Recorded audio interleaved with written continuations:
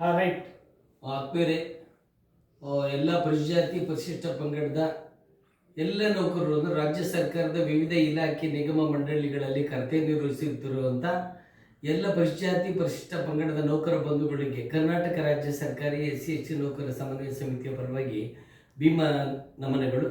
ಆತ್ಮೀಯರೇ, ಇವತ್ತಿನ ವಿಡಿಯೋ ಈಗ ಒಳ ಮೀಸಲಾತಿ ಕುರಿತಂತೆ ನ್ಯಾಯಮೂರ್ತಿಗಳಾದಂಥ ನಾಗಮೋಹನ್ ದಾಸರವರ ಆಯೋಗ ರಚಿಸಿರುವ ಬಗ್ಗೆ ಎಲ್ಲರಿಗೂ ಕೂಡ ಗೊತ್ತಿದೆ.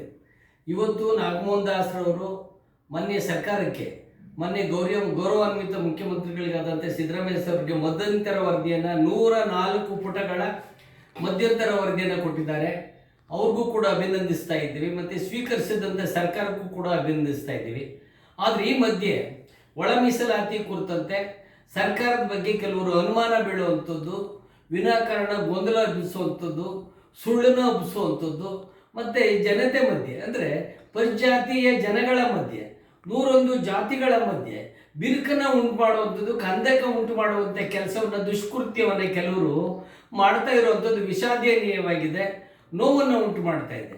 ಬಹುಶಃ ನನಗನ್ಸಿದೆ ಒಳ ಮೀಸಲಾತಿ ಅನುಷ್ಠಾನ ಆಗಲೇಬೇಕು. ಯಾಕೆಂದರೆ 1/8/2024 ಸುಪ್ರೀಂ ಕೋರ್ಟ್ ಹೇಳಿದೆ, ಪಕ್ಕ ವೈಜ್ಞಾನಿಕವಾದ ದತ್ತಾಂಶಗಳನ್ನು ಇಟ್ಕೊಂಡು ಒಳ ಮೀಸಲಾತಿಯನ್ನು ಕೊಡಿ, ಇಲ್ಲಾಂದರೆ ಅಲ್ಲಿ ಸರೋಗೋದಿಲ್ಲ ಅಂತೇಳಿ ಅವ್ರು ಹೇಳಿದ್ದಾರೆ. ಆ ಪ್ರಕಾರ ಆಯೋಗ ಮಾಡಿದ್ದಾರೆ. ಮೊನ್ನೆ ಮುಖ್ಯಮಂತ್ರಿಗಳು ಖಂಡಿತ ಒಳ ಮೀಸಲಾತಿಯನ್ನು ಕೊಡ್ತಾರೆ ಅನ್ನೋದ್ರ ಬಗ್ಗೆ ಎರಡನೇ ಮಾತಿಲ್ಲ. ಯಾಕೆಂದರೆ ಇಡೀ ರಾಷ್ಟ್ರದಲ್ಲಿಯೇ ಪ್ರಪ್ರಥಮ ಬಾರಿಗೆ SC/ST ಕಾಯ್ದೆಯನ್ನು ತಂದಂಥವ್ರು ಮೊನ್ನೆ ಸಿದ್ದರಾಮಯ್ಯ ಸರ್, ಈ ಸರ್ಕಾರ. ಅದೇ ಥರ ಇಡೀ ರಾಷ್ಟ್ರದಲ್ಲೇ ಬಡ್ತಿ ಮೀಸಲಾತಿಗೆ ಸಂಬಂಧಪಟ್ಟಂತೆ ಮಧ್ಯಪ್ರದೇಶ, ಉತ್ತರ ಪ್ರದೇಶ, ರಾಜಸ್ಥಾನಗಳ SC/ST ನೌಕರರು ಬಡ್ತಿಯಿಂದ ಹಿಂಬಡ್ತಿ ಆದಾಗ ಮತ್ತೆ ರಿಸ್ಟೋರ್ ಆಗೋಕ್ಕಾಗಲಿಲ್ಲ. ಆದರೆ ಅದಕ್ಕೊಂದು ವಿಶೇಷ ಕಾಯ್ದೆಯನ್ನು ತಂದು ಅದನ್ನು ಅನುಷ್ಠಾನ ಮಾಡಿಸಕ್ಕೆ ಹೊರಟಂಥದ್ದು, ಕಾಯ್ದೆ ತಂದದ್ದು ಸಿದ್ದರಾಮಯ್ಯ ಸಾಹೇಬರು. ಕಾಯ್ದೆಯ ಅನುಷ್ಠಾನಕ್ಕೋಸ್ಕರ ಅವಿರತವಾಗಿ ಶ್ರಮ ಬಿದ್ದಂಥದ್ದು ನಾಡಿನ ಸಾತ್ವಿಕ ಗುಣದ ಪ್ರಬುದ್ಧ ಜನನಾಯಕರು ಅನ್ಸ್ಕೊಂಡಿರುವಂಥ ಪರಮೇಶ್ವರ್ ಸರ್ ಅವರಿದ್ದಾರೆ, ಸಾಮಾಜಿಕ ಚಿಂತನೆ ಮಾದೇವಪ್ಪ ಸರ್ ಅವರಿದ್ದಾರೆ, ಪ್ರಿಯಾಂಕಾ ಖರ್ಗೆ ಅವರಿದ್ದಾರೆ, KH ಮುನಿಯಪ್ಪ ಇದ್ದಾರೆ, ತಿಮ್ಮಪ್ಪರು ಇದ್ದಾರೆ. ಇವರೆಲ್ಲರೂ ಕೂಡ ಒತ್ತಾಸೆ ಕೊಡ್ತಾ ಇದ್ದಾರೆ. ಖಂಡಿತ ಒಳ ಮೀಸಲಾತಿ ಅನುಷ್ಠಾನ ಆಗುತ್ತೆ. ಅದು ಒಳ ಮೀಸಲಾತಿಯ ಹೆಸರಿನಲ್ಲಿ ಎಲ್ಲ ಉಪಜಾತಿಗಳು ಒಳಗೊಳ್ಳುವಿಕೆ ಆಗಬೇಕೇ ಹೊರತು ಒಡೆದಾಡುವಿಕೆ ಆಗಬಾರದು ಅನ್ನೋದು ನಮ್ಮ ಕರ್ನಾಟಕ ರಾಜ್ಯ ಸರ್ಕಾರ SC/ST ನೌಕರರ ಸಮನ್ವಯ ಸಮಿತಿಯ ನಿಲುವು. ಎಲ್ಲರಲ್ಲೂ ಮನವಿ ಮಾಡ್ಕೊಳ್ತೀವಿ, ಯಾರೋ ಹೇಳೋ ಮಾತನ್ನ ಸರಿಯಾಗಿ ಕೇಳಿಸ್ಕೊಳ್ದೇನೆ, ಸರಿಯಾಗಿ ಅವಲೋಕನವನ್ನು ಮಾಡ್ದೇನೆ ಸುಮ್ಮನೆ ತಲೆ ಆಡಿಸೋದ್ರ ಮೂಲಕ ಒಪ್ಪೋದು ಒಳ್ಳೇದಲ್ಲ ಅಂತೇಳಿ ವಿನಂತಿಯನ್ನು ಮಾಡ್ಕೊಳ್ತಾ ಇದ್ದೀವಿ. ಮತ್ತು ಇವತ್ತು ಈಗಾಗಲೇ ನಾಗಮೋಹನ್ ದಾಸ್ ಸರ್ ಅವ್ರದ್ದು ಒಂದು ವರದಿಗೆಗೋಸ್ಕರ ಸಮೀಕ್ಷೆಗೆ ಕಳಿಸಿದ್ದಾರೆ. ಇದು ಉದ್ಯೋಗದಲ್ಲಿ ಮತ್ತು ಶಿಕ್ಷಣದಲ್ಲಿ ಮೀಸಲಾತಿ ಬಗ್ಗೆ ನಡೀತಿರುವಂಥ ಸಮೀಕ್ಷೆ.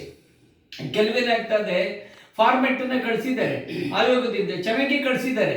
ನೌಕರನ ಹೆಸರೇನು, KGID ಏನು, ಅವನು ಯಾವ ವೃಂದು ಧೋನಿ ಆಗಿದ್ದಾನೆ, ಅವನು ಯಾವ ಜಾತಿಯವನಾಗಿದ್ದಾನೆ, ಈ ಉಪಜಾತಿಯ ಕರೆಕ್ಟ್ ಆಗಿದೆ.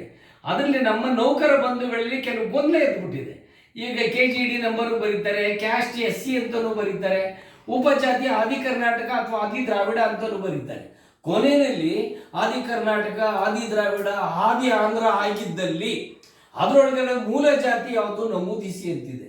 ಕೆಲವು ಸ್ನೇಹಿತರುಗಳು ಏನು ಮಾಡಿದ್ದಾರೆ, ಇಲ್ಲ ಅಂತ ನಮೂದಿಸಿದ್ದಾರೆ. ಖಂಡಿತ ಬೇಡಿ.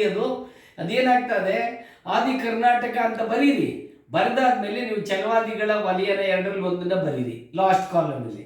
ಅದೇ ಥರ ಇದು ಯಾರಿಗೆ, ಮೈಸೂರು, ಮಂಡ್ಯ, ಚಾಮರಾಜನಗರ, ರಾಮನಗರ, ಬೆಂಗಳೂರು ನಗರ, ಗ್ರಾಮಾಂತರ ಕೆಲವು ಜಿಲ್ಲೆಗಳವರು ಇಲ್ಲಿ ಏನಾಗಿದೆ, ಏಕೆಗಳು ಅಂದರೆ ಛಲವಾದಿಗಳು ಅಥವಾ ವಲಯರಾಗಿದ್ದಾರೆ, ಏಡಿಗಳು ಅಂದರೆ ಮಾದಿಗ ಸಮುದಾಯ ಆಗಿದ್ದಾರೆ.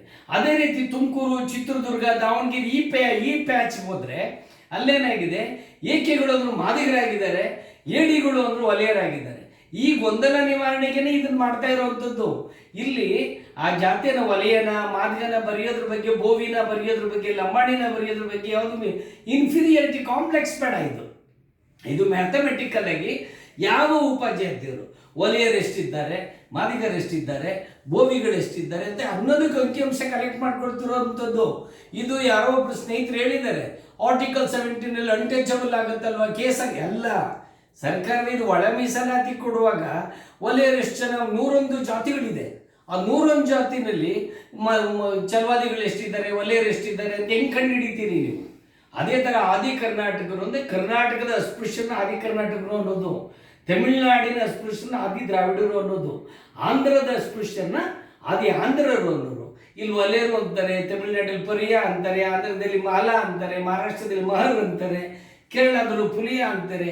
ಈ ಹಿನ್ನೆಲೆಯಲ್ಲಿ ದಯವಿಟ್ಟು ಕಾಲಂನಲ್ಲಿ ಯಾರೂ ಖಾಲಿ ಬಿಡಬೇಡಿ.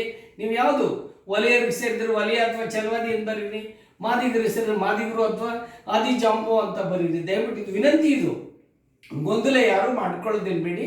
ಯಾಕೆ ನಾವು ಪರಿಪಕ್ವವಾದ ಮಾಹಿತಿಯನ್ನು ಕೊಟ್ಟರೆ ಆಯೋಗವು ಕೂಡ ವೈಜ್ಞಾನಿಕವಾದ ವರದಿನ ಅಂತಿಮ ವರದಿನ ಕೊಡುತ್ತೆ. ಇವತ್ತಿನ ತೀರ್ಮಾನ ಏನಾಗ್ತದೆ ಅಂತ ನೋಡಿದ್ರೆ ಆಯೋಗನ ವಿಸ್ತರಣೆನೂ ಮಾಡಬೇಕು. ಮತ್ತು ಯಾಕೆಂದ್ರೆ ಒಳ ಮೀಸಲಾತಿ ಅನ್ನೋ ವಿಷಯ ಯಾವುದೇ ರಾಜಕಾರಣಿಗಳು ಈಸಿ ವಿಷಯ ಅಲ್ಲ, ಯಾವುದೇ ಹೋರಾಟಗಾರರಿಗೂ ಈಸಿ ವಿಷಯ ಅಲ್ಲ. ಒಳ ಮೀಸಲಾತಿ ವಿಷಯ ಮಾತಾಡೋಕ್ಕೇನೆ ಭಾರಿ ಪ್ರಜ್ಞಾವಂತ ದಲಿತ ಮುಖಂಡರು ಕೂಡ ಹಿಂದೆ ಮುಂದೆ ನೋಡ್ತಾ ಇದ್ದಾರೆ.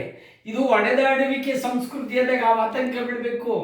ಒಳ ಮೀಸಲಾತಿ ಹೆಸರು ಇನ್ನೂ ಜೋರಾಗಿ ಒಳಗೊಳ್ಳುವಿಕೆ ಅಂತ ಆಗಬೇಕು ಅಂತಾಗಿದೆ. ಈ ನೆಲೆಯಲ್ಲಿ ಕರ್ನಾಟಕ ರಾಜ್ಯ ಸರ್ಕಾರ SC ನೌಕರ ಸಮನ್ವಯ ಸಮಿತಿ, ನಮ್ಮ core ಕಮಿಟಿಯ office bearers ಕೆಂಸಿ Dev sir, ನಮ್ಮ general secretary doctor Vijay Kumar sir, Rajappa sir, Mohan sir ಈ ತನ ಎಲ್ಲ ಹೋಗಿದ್ದಾರೆ. ಎಲ್ಲರೂ ಕೂಡ ಕೂಲಂಕುಷವಾಗಿ ಕುರಿತು ಎಲ್ಲ ನೌಕರಲ್ಲಿ ಒಂದು ಆತಂಕ ಇದೆ, ಸ್ಪಷ್ಟತೆ ಕೊಡಬೇಕು ಅಂತೇಳಿ ವಿಡಿಯೋನ ಬಿಡ್ತಾ ಇದ್ದೀವಿ. ದಯಮಾಡಿ ಯಾರು ಕೂಡ ಗೊಂದಲಕ್ಕೆ ಹೋಗಬೇಡಿ. ಸಮನ್ವಯ ಸಮಿತಿಯ ಎಲ್ಲ ಪದಾಧಿಕಾರಿಗಳು ಸರಿದಾರಿಗೆ ಎಲ್ಲರನ್ನೂ ತರುವಂತೆ ಕೆಲಸ ಮಾಡಬೇಕು. ನಾವು ನಿಜವಾಗೂ ಬಾಬಾ ಸಾಹೇಬ್ರ ಅನುಯಾಯಿಗಳಾಗಿದ್ದೇವೆ, ಬುದ್ಧರ ಅನುಯಾಯಿಗಳಾಗಿದ್ದೇವೆ, ಮನುಷ್ಯನ ನಡುವೆ ಸಂಬಂಧ ಜಾಸ್ತಿ ಅನ್ನೋರಾಗಿದ್ದೇವೆ. ಮತ್ತು ಅದೇ ಥರ ಜಾತಿ ಪ್ರೀತಿಯನ್ನು ಸುಟ್ಟಾಕಿ ಪ್ರೀತಿಯ ಜಾತಿಯನ್ನು ಹುಟ್ಟಾಕಿ ಅನ್ನುವಂಥ ಒಂದು ಸಿದ್ಧಾಂತದವರಾಗಿದ್ದೇವೆ. ದಯವಿಟ್ಟು ಇದರಲ್ಲಿ ಎಲ್ಲರೂ ಸ್ಪಷ್ಟತೆ ಮಾಡ್ಕೋಬೇಕು ಅಂತೇಳಿ ನಮ್ಮ ಈ ವಿಡಿಯೋನ ಕೇಳಿರುವಂಥ ತಮ್ಮೆಲ್ಲರಿಗೂ ಕೂಡ ಮತ್ತೊಮ್ಮೆ ಭೀಮನ